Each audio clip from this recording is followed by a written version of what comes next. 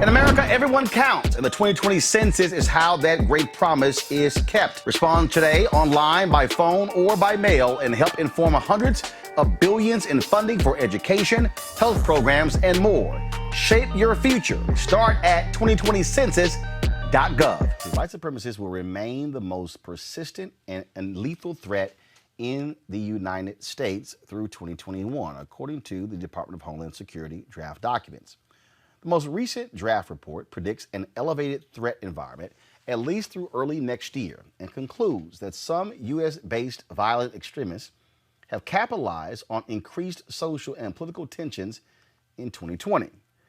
This assessment is especially interesting since Donald Trump has often employed race-baiting tactics in his race for re-election and has openly embraced white supremacists during his term in office. Now, you also, let's keep in mind that Donald Trump has refused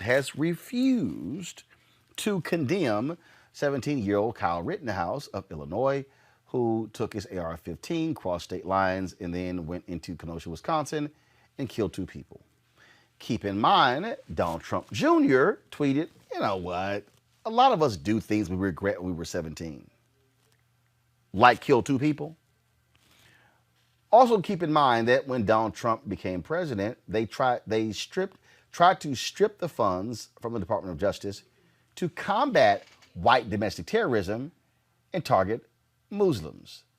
The reality is, and I keep saying this, and mainstream media is finally waking up, this is a president who wants to appeal to white racists.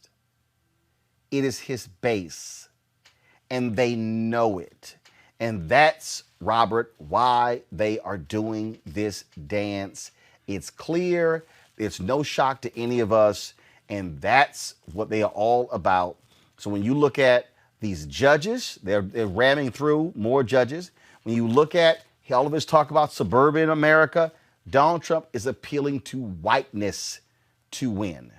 This basically reminds me of Herbert Hoover and the Lily White faction of the Republican Party when he became president. Robert? Yeah, look, I think President Trump has never made any lies or any illusions about who he is or what he does or what he's representing. The entirety of the convention, let's understand, when they say Western civilization, he's the last line of defense against Western civilization. He's not talking about the Iroquois. He's not talking about the Sioux Nation. He's not talking about the Igbo or the Fulani or anybody who's west of Europe.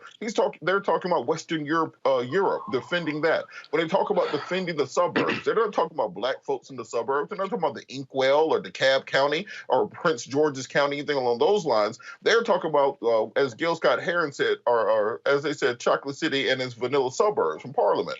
So what Trump is making sure that people understand is that he is going to be that last line of defense for whiteness. That if you're the McCloskeys and you are breaking the law, committing a felony by brandishing firearms at people, then they will guarantee you a pardon. The governor of the state will come out and say, I will pardon you for whatever you do, regardless of if you get convicted. If Killer Kyle's out here murdering people, they make sure that they raise millions of dollars and they tweet support for him. Because when they talk about law and order, they're talking about their law and their order, not the other way around. Remember when the Bundy Ranch people took over federal property? At that point in time, they never had any issue with these armed militias taking over governmental property. When it happens in Portland and it's leftist people who are protesting against criminal justice reform, then you send in the National Guard. So they're making it very clear that if reelected, he is saying that he will stop the social justice activities, he will stop the marches, he will stop the protests, and he will do so by any means necessary. And to, as they say, if somebody tells you who they are, believe them the first time. So when he tries to invoke the Insurrection Act of 1807, he is letting you know that he plans on coming down with the hammer of Thor if he is reelected. I think people should take this more seriously and not get caught up in the daily minutia of Trumpness, but realize that we have some very serious generational issues that have to get worked out. Teresa, these are people who are well armed. These are people who have significant artillery. And you saw with Kyle Rittenhouse, they will use it against other Americans. And so he is playing right into their hands of, we're losing our country, where whiteness reigns supreme. Yeah, and that is the most harsh feeling that I believe Black Americans, minorities, that we all feel, people of color, because Rob, I'm just like in my head, I'm just like hallelujah, like somebody said it. Like part of it is when we talk about the NRA, and we all know what their goals are.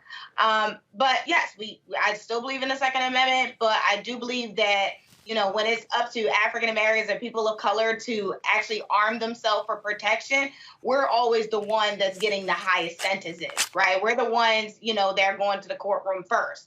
And so, I always have a problem with this whole law and order piece because, as Rob indicated earlier, it is not, law and order was not destined for us, right? It was, we are a part of that. It was for us. So it was for us.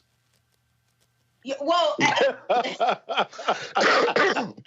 for us in the sense that it exactly control us, right? But it's not for everyone at a whole. And I think people are starting to really understand what the logic was around this, and I think they're starting to actually locally do things in order to protect people of color. But again, we got to start with this year and start getting a new type of election.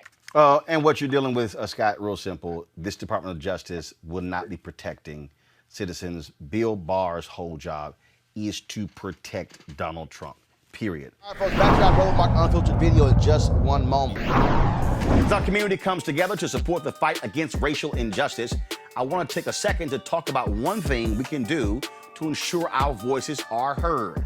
Not tomorrow, but now. Have your voices heard in terms of what kind of future we want by taking the 2020 census today at 2020census.gov? Now, folks, let me help you out. The census is a count of everyone living in the country. It happens once every 10 years. It is mandated by the U.S. Constitution.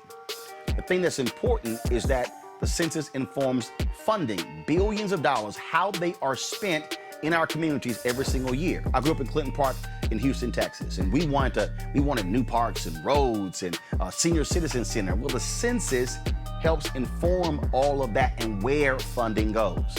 It also determines how many seats your state will get in the U.S. House of Representatives.